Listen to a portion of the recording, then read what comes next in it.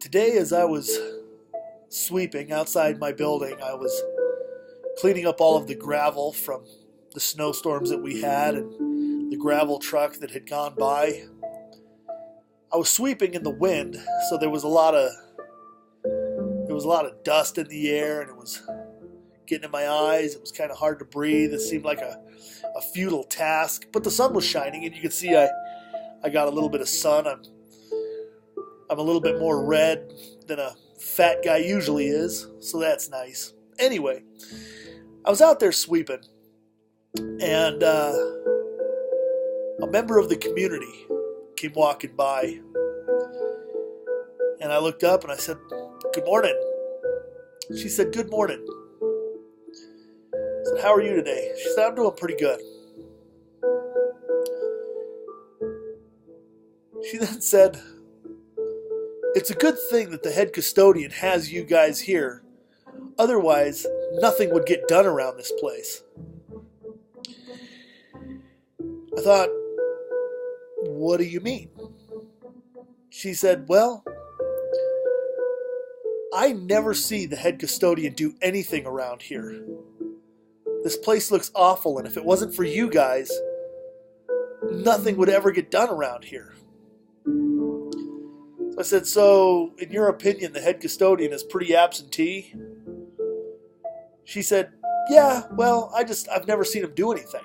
I said, "Oh. Keep in mind, at this point, I've been outside sweeping for about 2 hours.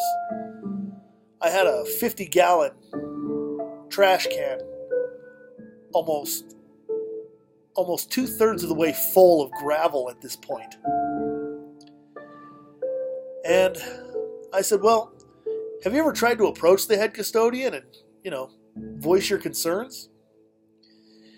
She said, "I tried to talk to him once a few years ago, but he didn't seem like he was all there." I said, "What do you mean?" She said, "He just didn't seem right." "Oh, fair enough. I said, "Did you try to introduce yourself?" She said, "Well, I tried to talk to him, but like I said, he didn't seem to be very responsive." I said, "Oh, was he busy at the time?" She says, "I don't know. He was probably just walking around the building. He does that sometimes." I thought, okay, well, so you were never formally introduced to the head custodian? And she said, "No." I said, "Well, let me take this opportunity. Hi, my name's Tom Graham. I'm the head custodian here." Oh, the look on her face was... She started backpedaling, telling me that she was thinking of somebody else. She even said that maybe it was a different head custodian. And I said, "Well, how long ago was this?" She said, "About 3 or 4 years ago." I said, "Well, for the last decade, I've been the head custodian, the only head custodian. So, if you were talking to the head custodian within the last 10 years, you were talking to me."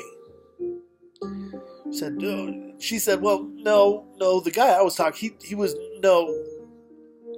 I said, "Well, I had longer hair for a time. I didn't have a beard for a long time. It could have been me. I might have been busy. I'm sorry if I came across as being a little off."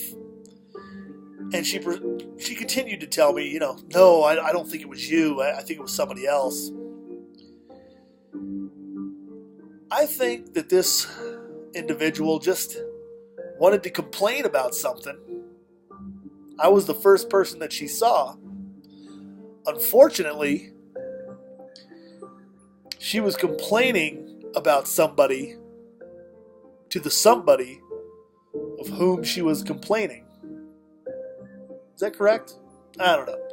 Anyway, so whenever you're out and about and you approach somebody who's toiling away, doing some work, obvious work, the last thing you should probably do is start talking about how the people around that place never do any work. Now, with that said, if you've ever complained about how bad things are, how messed up or messy or unsatisfactory things are, ask yourself before you start complaining and bitching about it, ask yourself, when was the last time I ever got off my big, fat, lazy ass and tried to make a difference, rather than just piss and moan and complain? This isn't the first run-in I've had with this particular individual. I just think she's got a very short-term memory. She doesn't do well with faces and names. Now, forgetting my name is understandable. If you know a lot of people, then a 3-letter, 1-syllable name might come as a challenge. But if you're having a problem recognizing a face that looks like this, then your ass is broken somewhere above the brow line. So, I guess that's all. Just thought I'd vent a little bit to some soft music.